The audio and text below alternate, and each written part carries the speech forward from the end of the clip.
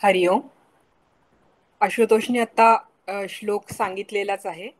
गीतेच्या 12व्या अध्यायामधला 16वा श्लोक हा आहे. अनपेक्ष शुचिर्दक्ष उदासीनो गतव्यथः सर्वारंभ परित्यागी योमद्भक्तः स मे प्रियः. गीतेच्या 12व्या अध्यायातले भक्त लक्षणांचे जे श्लोक आहेत त्याच्यातला हा एक श्लोक आहे. या सगळ्या श्लोकांबद्दल स्वामीजी असं म्हणतात की हे 7च श्लोक आहेत, पण ही गुणांची संपत्ती एवढी मोठी आहे की 7 जन्मांची ददात मिटेल असं ते म्हणतात. तर या भक्त लक्षणांमधलं प्रत्येक लक्षण म्हटलं तर स्वतंत्र आहे आणि म्हटलं तर प्रत्येक लक्षणाचा दुसऱ्याशी संबंध आहे आणि तो कसा आहे हे पण स्वामीजींनी दाखवून दिलंय. मागच्या श्लोकामध्ये लोकांनो द्विजते चयः म्हणजे लोकांपासून किंवा लोकांमुळे उद्विग्न न होणं हे जर लक्षण घेतलं तर लोकांमुळे उद्विग्न न होण्यासाठी माणसाजवळ काय लागेल तर ते या श्लोकात सांगितलेलं तसं अनपेक्ष असणं, म्हणजे समोरच्याकडनं कुठलीही अपेक्षा न करणं.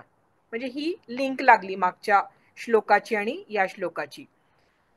कारण ती जर अपेक्षा पूर्ण नाही झाली तर हा उद्विग्न होणार आणि असं नाही झालं पाहिजे. याच्यासाठी अनपेक्ष असणं. किंवा एखाद्याकडनं काहीतरी चूक झाली तर हा माणूस मनात धरून बसणार आणि त्याच्यामुळे उद्विग्न होणार. असं नाही झालं पाहिजे. याच्यासाठी म्हणून मैत्र क्षमा की मैत्री खातर ती गोष्ट सोडून दिली, क्षमा केली असं झालं पाहिजे. तर याच्यासाठी मैत्र क्षमी ही जी भक्ताची लक्षणं सांगितली आहेत ती इथे लागू होतात.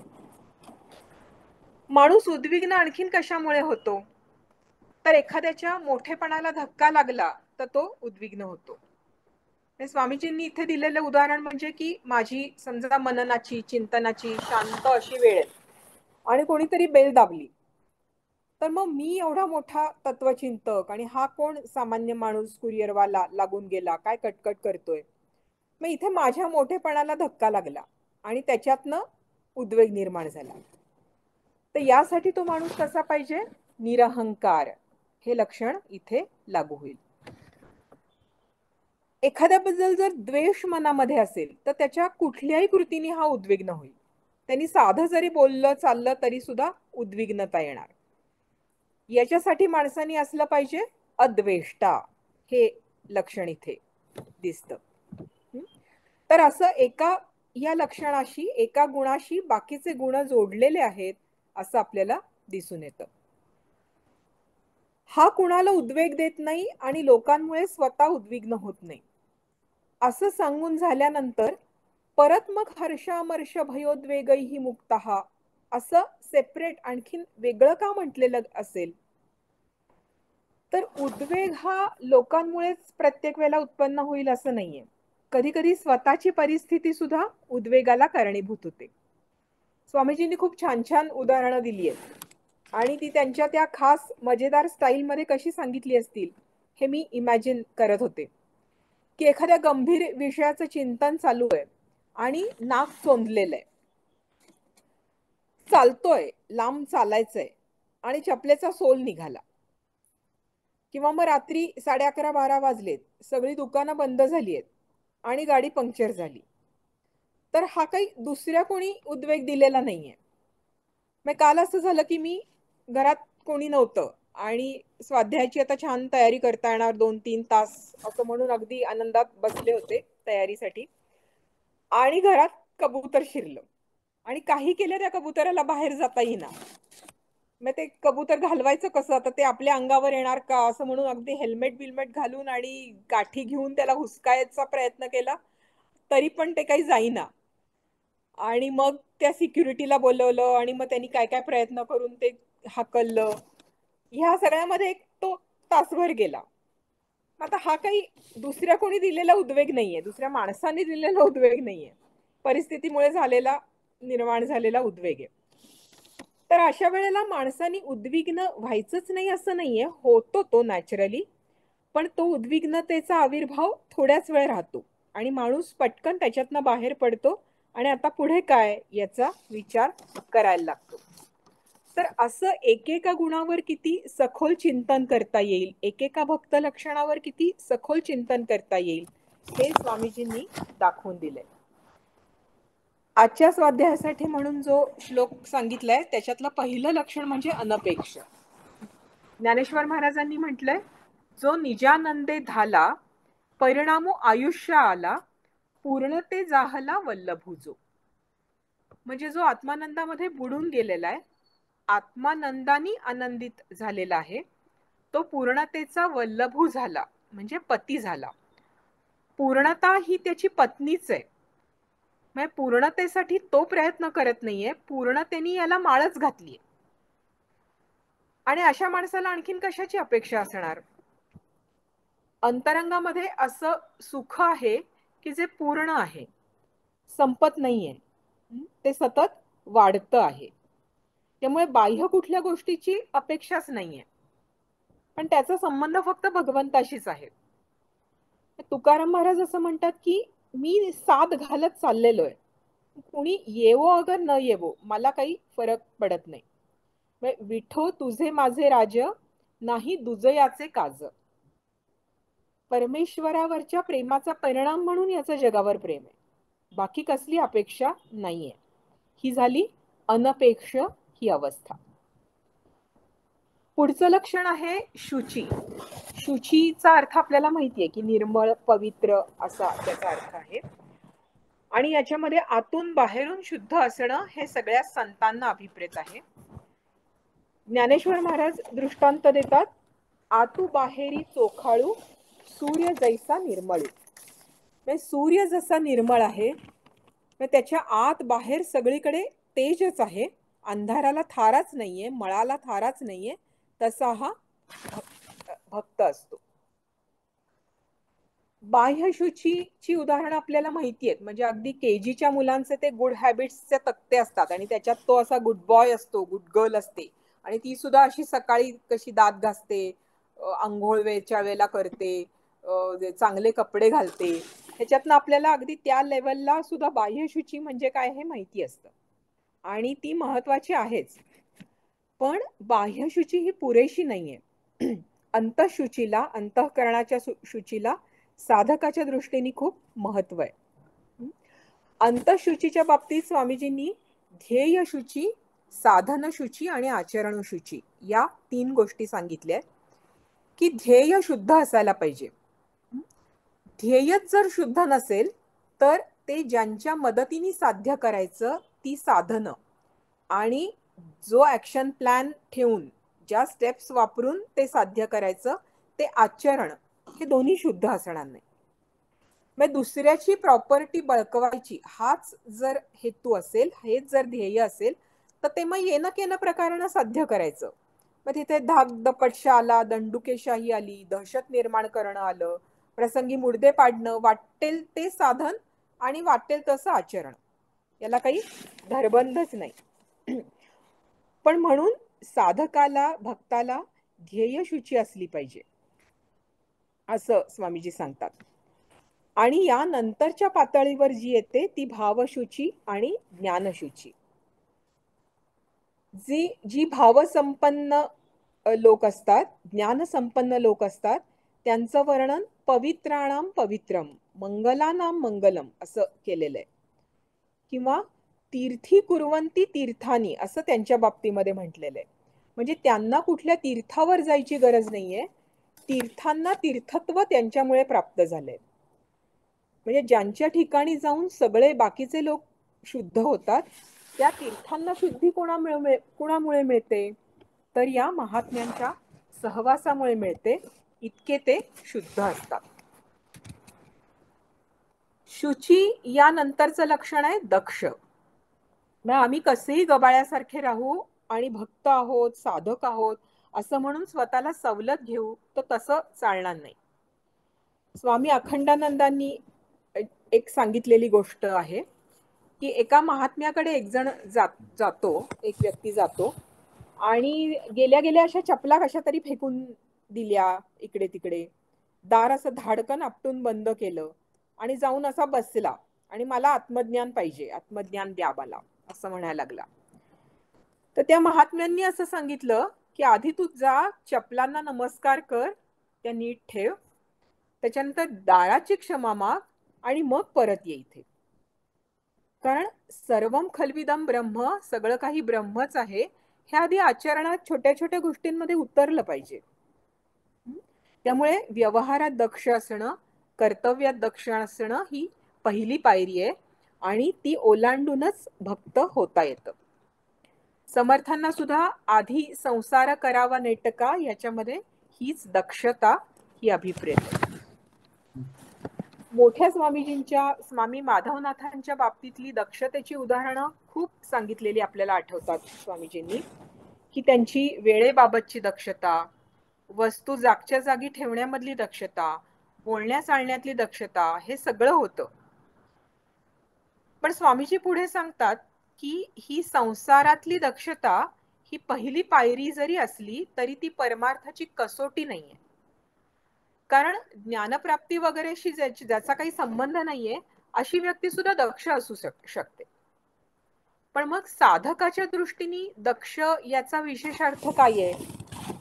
तर रघुनायका विण जो क्षीण आहे, जनी दक्ष तो लक्ष लावून पाहे. मनाच्या श्लोकांमधला श्लोक आहे की दक्ष कोण? तर जो लक्ष लावून पाहतो तो दक्ष. आणि कुठे पाहायचं, काय पाहायचं हे आपल्याला स्वामीजींकडनं चांगलंच माहिती आहे. आपलं लक्ष एकतर व्यवहारावर असतं किंवा भगवंतावर असतं, पण व्यवहारात दक्ष राहून जो भगवंतावर लक्ष ठेवून राहतो तो खरा दक्ष. अशा माणसाच्या बाबतीत ज्ञानेश्वर महाराजांनी म्हटलंय, तत्वार्थीचा पायाळू देखणा जो. म्हणजे पायाळू माणसाच्या बाबतीत असं सांगतात की त्याला जमिनीतलं धन दिसतं, तर तसं याला सगळीकडे तत्व दिसतं. म्हणजे जे काही तो वाचत असेल, ऐकत असेल, तर त्याचा गाभा काय, सार काय ते तो बघतो आणि त्याच्याशी संबंधित राहतो. त्याच्यावरचं लक्ष ढळू देत नाही आणि म्हणून तो दक्ष असतो असं म्हटलेलं आहे. या पुढची जी दोन लक्षणं आहेत, उदासीन आणि गतव्यथ, ही आपण एकत्र बघायला पाहिजे. कारण उदासीन याचा अर्थ उदास किंवा उदासवाणा, केविलवाणा असा नाहीये. हे सांगण्यासाठी पुढचा शब्द आलेला आहे की गतव्यथ, ज्याची व्यथा निघून गेलेली आहे असा. उदासीन या शब्दाची फोड होते उत अधिक आसीन. उत म्हणजे वरती आणि आसीन म्हणजे बसलेला, असा शब्दशः अर्थ आहे.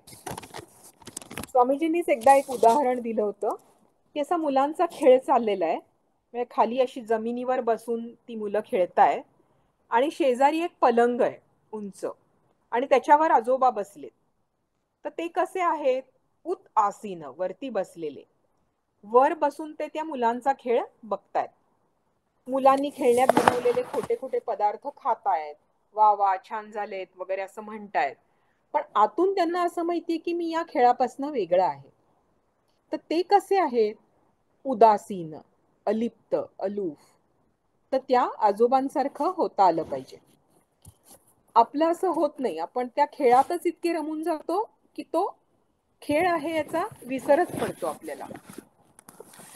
आपल्या ध्यानाच्या श्लोकांमध्ये जसं म्हटलंय की प्रतिसादीना प्रतिकारी, उगार आहे निर्विकारी. हे एरवी व्यवहारामध्ये सुद्धा जमलं पाहिजे खरं तर, पण ते जमत नाही. म्हणजे ऍक्शन रिॲक्शन हाच खेळ चालू राहतो आणि त्याच्यातून भगवंताचा विसर पडतो. तर असं नाही झालं पाहिजे. दुसरं म्हणजे उदासीन, अलिप्त म्हणजे जगाशी देणं घेणं नसलेला, जगाशी तुसडेपणाने फटकून वागणारा, असा अर्थ सुद्धा अभिप्रेत नाहीये. मग त्याचं जगाशी देणं घेणं आहे, जगावर प्रेम आहे, पण ते परमेश्वराच्या प्रेमाचा एक भाग म्हणून आलेलं आहे. म्हणजे जग आणि जगदीश हे एकच आहेत याचा संतांना प्रत्यक्ष अनुभव आलेला असतो आणि म्हणून ते असतात उदासीन आणि त्याच्याबरोबर गतव्यथ. म्हणजे ज्यांच्या व्यथा निघून गेलेल्या आहेत, नाहीशा झालेल्या असे ते असतात. त्या व्यथा कशामुळे नाहीशा झालेल्या असतात? तर त्या त्यांनी परमेश्वरालाच अर्पण केलेल्या असतात. मग त्यांना व्यथा नसतात का? तर असतात, पण ते असे उठसूट उगाळत बसत नाहीत, सगळ्यांना सांगत बसत नाहीत, आणि सांगितल्याच तर ते त्या देवाला सांगतात. बरे झाले देवा निघाले दिवाळे, बरे या दुष्काळे पीडा केली, बाईला मेली मुक्त झाली देवे माया सोडविली. हे तुकाराम महाराजांचे उद्गार आहेत आणि त्यात त्यांनी व्यथा प्रकट केलेली आहे. म्हणजे जखम अशी नेहमी बंद ठेवून चालत नाही, तर ती कधी कधी उघडी ठेवायला लागते. तसंच हे आहे की परमेश्वरासमोर व्यथा उघडी केलेली आहे, बोलून दाखवलेली आहे. रामकृष्ण परमहंस म्हणायचे की तू माझी आई आहेस, देवीला म्हणायचे की आई तू माझी आई आहेस आणि रखवालदार जागा आहे, आणि तरी घरामध्ये चोरी झाली. म्हणजे मी वेडवाकडं वर्तन करणं म्हणजे माझ्या घरामध्ये चोरी होणं, की मी तुझं मूल आहे, माझा विवेक शाबूत आहे, आणि तरी पण मी वेडावाकडा वागलो. ही ती त्यांच्या मनाची व्यथा आहे. समर्थांनी सुद्धा म्हटलंय, अपराधी जन चुकताची गेले, तुझा तुची सावरी, कल्याण करी रामराया. म्हणजे आम्ही चुकतच गेलेलो, आयुष्याची बरीच वर्ष आम्ही वाया घालवलेली आहेत, आणि हे आता मान्य करून घे, तुझा तुची सावरी ही माझी व्यथा आहे, आणि तिचं आता काय करायचं ते तूच ठरव. तर असे ते संत गतव्यथ असतात, कारण ती व्यथा त्यांनी देवालाच वाहिलेली असते. ही त्यांची संतांची भूमिका असते, भक्ताची भूमिका असते. स्वामी रामसुखदास असं म्हणतात की अनुकूल परिस्थिती प्राप्त झालेली असताना चित्त हर्षभरीत होणं, आणि प्रतिकूल परिस्थिती प्राप्त झाली असता ते शोकभरीत होणं, या दोन्ही अवस्थांना व्यथा असं म्हणता येईल. की मी अमुक अमुक जर मी केलं असतं तर अमुक अमुक गोष्ट मला मिळाली असती, मी ती केली नाही आणि म्हणून ती मिळाली नाही मला. मी अमुक अमुक केलं असतं तर आज कुठल्या कुठे गेलो असतो, कुठल्या उंचीला प्राप्त झालेलो असतो. तर ही मी करता, मी करणारा आहे, मी केलं असतं, या भावनेतनं ती व्यथा आलेली आहे. संतांचं असं नसतं, आणि म्हणून ते गतव्यथ असतात, आणि त्याच्याबरोबर सर्वारंभ परित्यागी असे सुद्धा ते असतात. हे पुढचं लक्षण आहे. मी करता या भावनेमधनं किंवा मोठेपणा मिळवण्याच्या हेतूनी, नाव लौकिकाच्या हेतूनी, संग्रह करण्याच्या हेतूनी, स्वार्थाच्या हेतूनी नवीन नवीन उपक्रम सुरू करणं, याला आरंभ असं म्हटलेलं आहे. आणि गीतेच्या 16व्या अध्यायामध्ये या आरंभशूर माणसाचं खूप छान वर्णन केलेलं आहे, की तो असं म्हणतो की इदम अद्य मया लब्धम इमम प्राप्स्ये मनोरथम. आज मी हे मिळवलं, उद्या मी ते मिळवीन. म्हणजे असं बाजारात आलेलं मोबाईलचं प्रत्येक नवीन मॉडेल माझ्याकडे पाहिजेच, किंवा स्टेटस सिम्बॉल म्हणून ती अशी मोठी कार पाहिजे. 200 साड्या आहेत पण ते असं लेटेस्ट डिझाईनची साडी पाहिजेच. हे जे आहे ते या अशा आरंभशूर माणसाचं लक्षण. आढ्योभिजनवान अस्मी कोन्योस्ति सदृशो मया, यक्ष्ये दास्यामी मोदिष्य इत्यज्ञान विमोहिताः. म्हणजे मी श्रीमंत आहे, मी खानदानी आहे, मी यज्ञ करीन, मी दान देईन, मला हवं ते सगळं मिळवीन, या माइंडसेट मधनं जे कर्म होतं त्याला इथे आरंभ असं म्हटलेलं आहे. आणि भक्त हा सर्वारंभ परित्यागी, म्हणजे सर्व आरंभांचा ज्यांनी त्याग केलेला आहे असा असतो. स्वामीजींनी म्हटलं तसं कर्तृत्वाचा अहंकार आणि फळाची कामना ही दोन्ही परमेश्वराच्या चरणी अर्पण करून ज्या वेळेला कर्म होतं त्यावेळेला तो सर्वारंभ परित्याग होतो. परमेश्वराच्या शक्तीने सगळी कर्म चाललेली आहेत, आपण माध्यम आहोत, साधन आहोत. या भूमिकेमधनं जे कर्म केलं जातं ते बंधनात टाकणारं होत नाही. ज्ञानेश्वर महाराज म्हणतात, संसार व्यथे फिटला, जो नैराश्ये विनटला, व्याधा हातोनी सुटला विहंगू जैसा. म्हणजे व्याधाच्या हातून पक्षी सुटून जावा तसा हा व्यथेपासून सुटला, सांसारिकतेपासून सुटला, गतव्यथ झाला.